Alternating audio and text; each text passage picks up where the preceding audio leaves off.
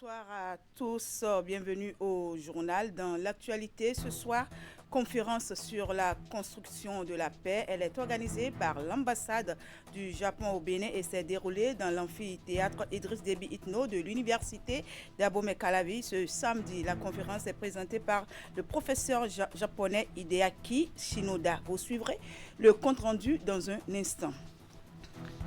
Fin de la mission officielle de la délégation de la Direction générale des élections du Sénégal au Bénin. Venue s'inspirer des bonnes pratiques du Bénin en matière d'élections, elle rentre satisfaite au regard de tout ce qu'elle a vu. À suivre le point de sa rencontre avec le président de la Sénat hier samedi.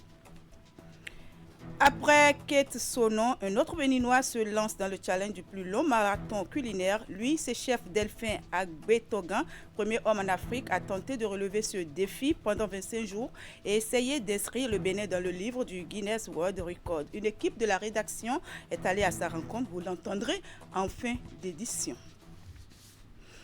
À nouveau, bonsoir et merci de nous rejoindre sur Canal 3 Bénin. L'amphithéâtre Idriss Déby Itno de l'université d'Abomey-Calavi a servi de cadre ce samedi à une conférence sur la construction de la paix. Organisée par l'ambassade du Japon au Bénin et présentée par l'éminent professeur japonais Hideaki Shinoda, l'enseignement s'appuie sur l'expérience de Hiroshima pour exposer les voies et moyens par lesquels les fondements de la paix peuvent être posés. Compte rendu Hugues Vignigbe et Jocelyn Barriga. La consolidation de la paix au Japon et à Hiroshima, c'est le thème de cette conférence à laquelle prennent part étudiants et enseignants de l'université d'Abomey-Calavi. L'initiative vise à promouvoir une gestion commune des préoccupations de la paix entre le Bénin et le Japon. Le nombreux conflits armés continue de secouer différentes régions du monde. Ces conflits engendrent des conséquences dramatiques, notamment la destruction des infrastructures de base, l'effondrement des systèmes politiques, la stagnation économique et une insécurité croissante. La présentation est l'œuvre de Hideaki Shinoda, professeur à l'Université des langues étrangères de Tokyo, doué d'une grande expérience en matière de construction de la paix. Elle est basée sur l'histoire éloquente de Hiroshima qui, de l'hécatombe consécutive aux bombardements atomiques de 1945, est de nos jours un havre de paix. L'expérience du Japon, notamment celle d'Hiroshima, nous enseigne qu'au-delà des tragédies les plus profondes, il est possible de reconstruire, de transformer la mémoire de la douleur en force morale. L'université est un lieu très important pour pouvoir promouvoir les discussions et les débats autour des questions qui sont liées à la paix et à sa consolidation. Et donc, le rôle que l'université devra jouer dans ce processus, c'est de continuer par encourager les étudiants, par les équiper. L'enseignement du professeur japonais a inspiré au sein de l'auditoire, apporte ses préoccupations auxquelles des éléments de réponse ont été fournis. Et puis en mission officielle au Bénin depuis quelques jours pour s'inspirer du modèle béninois en matière d'organisation des élections, le séjour de la délégation de la Direction générale des élections du Sénégal s'achève. Et pour clôturer cette visite de travail, elle était au siège de la Commission électorale nationale autonome Sénat ce samedi. Pour le directeur général des élections du Sénégal, c'est une mission qui a été plus que satisfaisante. Voici le compte rendu de la cérémonie de clôture des travaux présentée par Teddy Goudalo. On va retourner satisfait totalement et entièrement. Pourquoi? Parce que ce qu'on voulait savoir, ce qu'on voulait avoir dans le processus électoral béninois, on l'a eu. On a vu de bonnes pratiques et ces bonnes pratiques peuvent être utilisées au Sénégal. Mission accomplie pour le directeur général des élections du Sénégal et sa délégation en fin de séjour au Bénin. Pour finir la visite de travail, ils étaient à la Commission électorale nationale autonome Sénat le samedi 14 février 2026. On rentre satisfait de cette mission parce que ça nous a permis de comprendre qu'il y a des avancées au Bénin dans beaucoup de domaines. Occasion pour Biram Sen de féliciter et d'encourager le président de la Sénat pour l'accueil chaleureux qu'il leur a réservé. Il remercie également tous les membres de la Sénat du Bénin, la Direction générale des élections et toutes les autres institutions qu'il a eu à visiter. Jamais eu le sentiment qu'on était aussi performant. C'est quand vous le dites, cela nous convainc davantage. Et cela nous invite aussi à faire mieux et davantage mieux. Mais moi, je suis convaincu qu'il y a un secteur où vous êtes plus avancé que nous. C'est la transmission des résultats. Ça, j'ai pris part aux élections. J'étais présent à Dakar aux dernières élections présidentielles. J'étais très admiratif de la manière où vous transmettez les résultats. Ici, à notre niveau, nous gardons de bons souvenirs de vous. Et encore préciser que nous restons ouverts. À cette cérémonie de clôture des travaux de la visite, le président de la Sénat a offert des présents à la délégation sénégalaise. Saka Lafia a saisi l'occasion pour exprimer sa gratitude à ses hôtes pour le choix porté sur le Bénin et leur souhaiter un bon retour au pays. Et puis pour Biram Sen, le Sénégal est une référence en matière d'élections. Mais le choix du Bénin n'est pas fortuit. Le directeur général des élections du Sénégal revient sur les raisons. On l'écoute. C'est vrai, le Sénégal est une référence en Afrique en matière électorale parce qu'on a eu 3 alternances en 2000, en 2012 et en 2024 avec des élections qui sont organisées sans contestation sérieuse. Mais aucun système n'est parfait dans ce monde. C'est la raison pour laquelle, lorsque le président de la République a annoncé des réformes électorales, on a pensé au Bénin, qui présentait quand même des particularités intéressantes, notamment le cas du bulletin unique. Le Sénégal continue à utiliser des bulletins multiples qui nous coûtent énormément d'argent. Aux élections législatives anticipées, on a eu à dépenser 11 milliards pour les bulletins multiples, ce qui pouvait nous faire une économie avec l'utilisation du bulletin unique de 8 milliards. L'autre aspect, c'est en matière de dématérialisation du processus électoral. Ça fait partie des accords qui ont été trouvés lors du dialogue national organisé par le président de la République sur le système politique. Et le Bénin également a commencé la dématérialisation du processus électoral. Donc on est venu s'inspirer également de cet aspect-là. L'autre aspect, c'est la question de la rationalisation des partis politiques. Et qui dit rationalisation des partis politiques parle de leur financement, mais également du contrôle de ce financement, mais également du plafonnement des dépenses de campagne. Ça, on a vu que le Bénin quand même a commencé le travail depuis un certain temps et il fallait venir pour visiter un peu et voir comment ça se fait dans la pratique. Une délégation congolaise composée de cadres du ministère de l'Environnement, de parlementaires, des membres du Conseil économique et social et d'organisations de la société civile était au cabinet du président du Conseil économique et social du Bénin à Cotonou. Au menu des discussions, la question des changements climatiques et la nécessité d'une synergie d'action. Le Bénin et le Congo-Brazzaville partagent un projet commun sur financement de l'Agence française de développement. Le Congo veut donc s'inspirer de l'expérience et des acquis du Bénin face aux effets des changements climatiques. Je vous invite à suivre ici le chef de la délégation à sa sortie d'audience.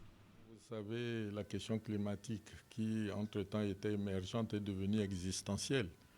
Le monde est bousculé, dérangé par les effets du changement climatique. Et c'est donc ensemble que le monde voudrait faire face à ces effets. Comme vous le savez, il y a une organisation au niveau des Nations Unies, une convention d'ailleurs qui s'occupe de ces questions de climat. Et les pays sont en train de s'entendre, de se réunir au cours des réunions que nous appelons des COP, donc des conférences des parties prenantes, pour rechercher ensemble des voies et moyens pour arrêter les effets du changement climatique. Et donc, nous avons obtenu un appui de l'Agence française de développement pour travailler avec le Bénin, qui en la matière a obtenu des progrès. Et nous voulons donc ensemble avec les Béninois travailler, nous aussi, pour gagner les fruits du financement mondial qui aujourd'hui permet aux pays qui souffrent beaucoup plus des effets du changement climatique alors qu'ils ne sont pas pollueurs, donc de bénéficier de ces financements, de s'adapter et puis d'atténuer les effets donc, du changement climatique. Nos échanges ont été très fructueux et nous avons établi que nous devrions continuer ce partenariat pour que le Congo aussi puisse bénéficier de l'exemple, vous voyez, de ce que le Bénin a déjà obtenu en la matière. À l'instar de la communauté internationale, le Bénin a célébré en début de semaine la journée des filles et femmes de sciences. La cérémonie s'est tenue à l'amphithéâtre Idriss Déby Itno de l'université d'Abomey-Calavi autour d'une sensibilisation sur le cancer du sein. L'événement a connu la participation de plusieurs autorités et des partenaires techniques et financiers, en l'occurrence l'ambassade de France au Bénin. Le point avec Esther Toffa et Jocelyn Barriga. C'est une journée initiée pour promouvoir l'égalité des genres et la promotion des femmes dans le domaine des sciences. La célébration a rassemblé dans cet amphithéâtre de l'université d'Abomey-Calavi étudiants et enseignants autour de la lutte contre le cancer du sein. Cette journée est aussi et surtout l'occasion de mettre à l'honneur les femmes et les filles de sciences, étudiantes, chercheurs, chercheuses, professionnels, dont la contribution est essentielle pour faire progresser la recherche, l'innovation et la sensibilisation en santé. Pour marquer d'un saut spécial cette célébration, un concours dénommé Mon sein en 180 secondes, inspiré de ma thèse en 180 secondes, est lancé par le ministère des Enseignements supérieurs avec l'appui des ministères de la Santé et des Affaires sociales. Pour le ministère de l'Enseignement supérieur et de la Recherche scientifique, ce projet traduit une orientation claire, faire de l'université et de la recherche des acteurs centraux de la réponse aux enjeux sanitaires nationaux. En 3 minutes, donc, chaque participant est invité à transformer le savoir en messages accessibles, à briser le silence, à déconstruire les préjugés et à encourager le dépistage précoce. L'événement est soutenu par l'Association des femmes engagées pour la formation, la recherche et la santé AFEFRES. La cérémonie a été ponctuée de plusieurs témoignages et déclamations poétiques sur la thématique du cancer du sein. Dans le reste de l'actualité, retour sur ce nouveau projet qui vient de naître pour le renforcement de la lutte contre la corruption sexuelle et les violences basées sur le genre. Il s'agit du projet Stop Corruption, Stop VBG. C'est une initiative du consortium SOS Civisme en collaboration avec le groupe de presse Banoto. Le programme vise à renforcer les méthodes de prévention, de sensibilisation et de dénonciation et à lutter efficacement contre les violences basées sur le genre. Il impactera les filles et les femmes de 5 villes du Bénin. La cérémonie de son lancement officiel s'est tenue vendredi dernier à Cotonou. Florence Bossa et Elvis Tonoucoin pour le point. Stop corruption, stop VBG. Un slogan banal mais très profond, le consortium SOS Civisme s'engage ici à éradiquer la corruption sexuelle et à lutter efficacement contre les violences basées sur le genre. Le projet vise à travailler sur la répression de ces pratiques à travers des campagnes de sensibilisation médiatique et judiciaire. Ce projet se distingue par son approche globale. Il mobilise les acteurs communautaires, religieux et institutionnels afin de renforcer la vigilance et la protection des victimes.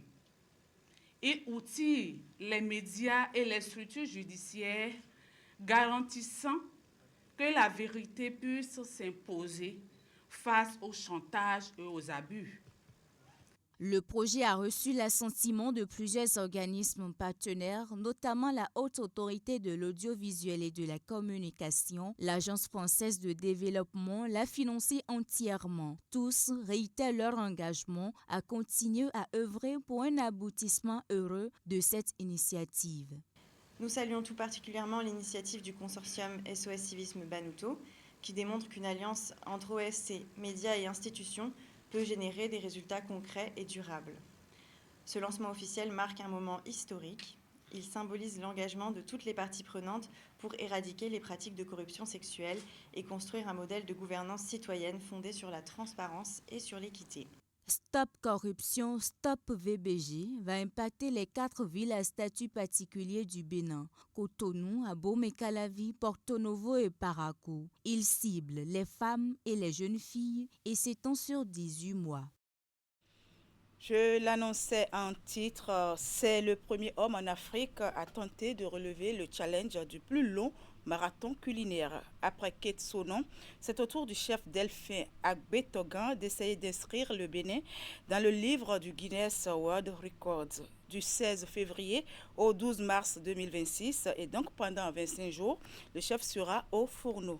Mais avant d'aller à la conquête de ce titre, une de nos équipes de reportage est allée à sa rencontre. Suivez plutôt.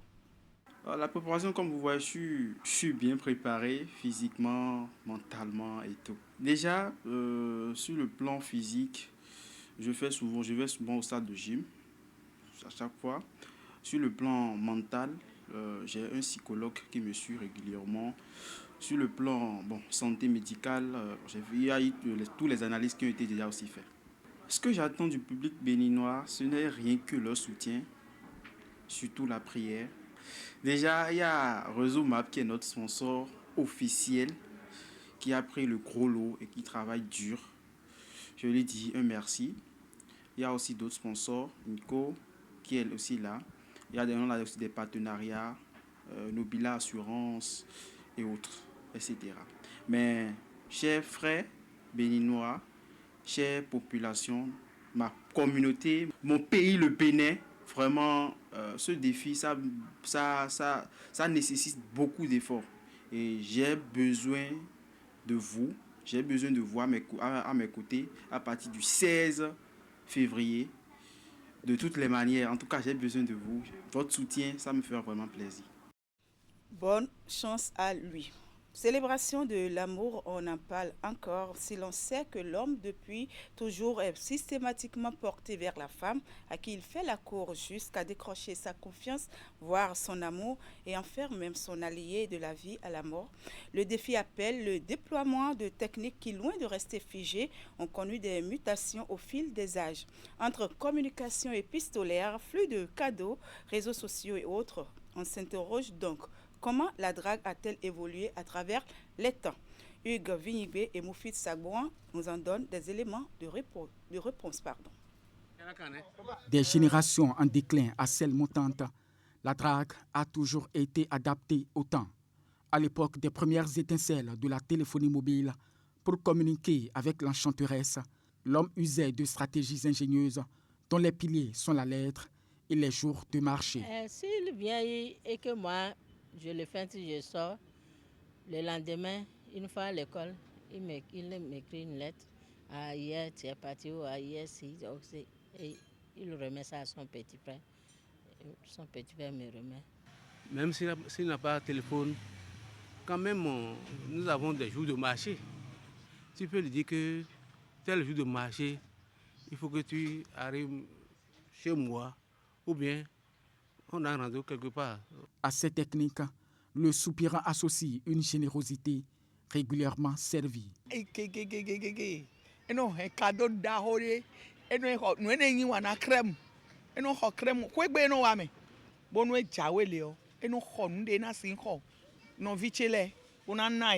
Mais avant, au premier contact de la gazelle, certains artistes misent sur l'humour comme arme fatale. Quand tu vois une femme là, Tata, vraiment, votre façon de faire me plaît. Quand vous riez, je vois ma photo à travers vos dents. Autre temps, autre mœurs. À l'ère de l'essor numérique, à l'exception des présents qui demeurent stratégiques, la drague prend des dimensions nouvelles. Les réseaux sociaux et les transferts d'argent mobile rendent l'affaire plus rapide à régler. En notre temps maintenant, les techniques que je vois, c'est par Momo, un téléphone ou des bouquets d'argent. Quand on échange nos contacts, on s'écrit sur WhatsApp. La première des jours, 1 semaine, 2 semaines, elle-même, elle vient te demande s'il te plaît, j'ai un problème urgent, j'ai besoin de 5 000. Bon, toi-même, tu cherchais des occasions pour l'avoir, donc tu n'as pas le choix. C'est un moment, elle demande, tu l'envoies, elle-même, elle dit, ah, ce gars-là, non, il est capable. Puis la suite, on connaît. Si la drague est un art, elle n'est pas pour autant une science exacte. Elle n'aboutit pas à tous les coups. Et dans certains cas, le processus peut durer de longues années.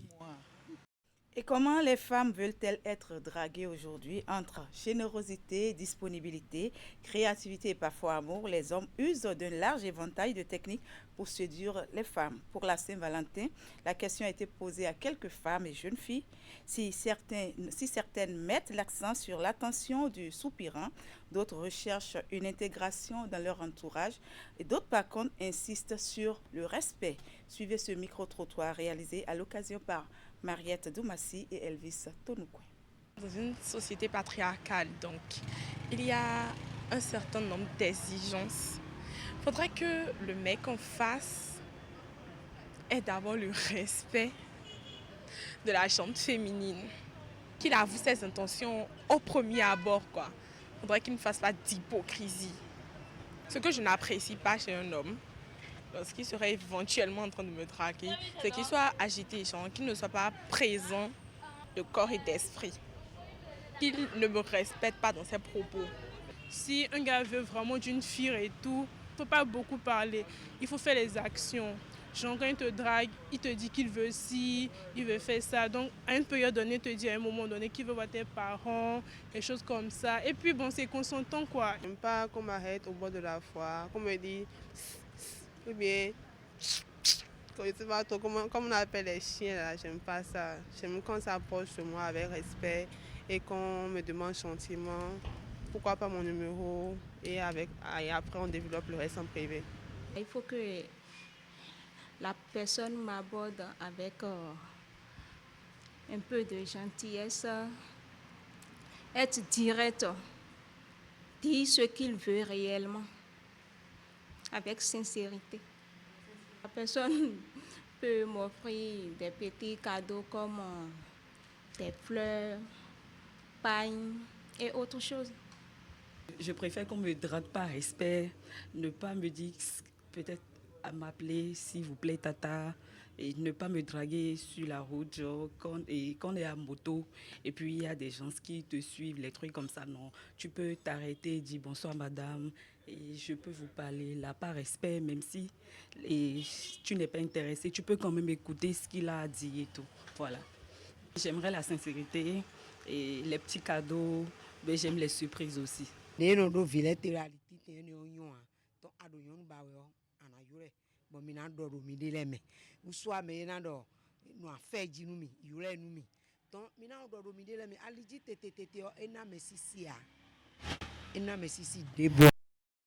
Eh bien, c'est sur ces techniques de drague que prend fin cette édition. Merci de l'avoir suivi. Merci également à toute l'équipe de préparation, de réalisation et de diffusion. Excellente soirée et bon début de semaine à toutes et à tous en compagnie des programmes de Canal 3 Bénin. Au revoir.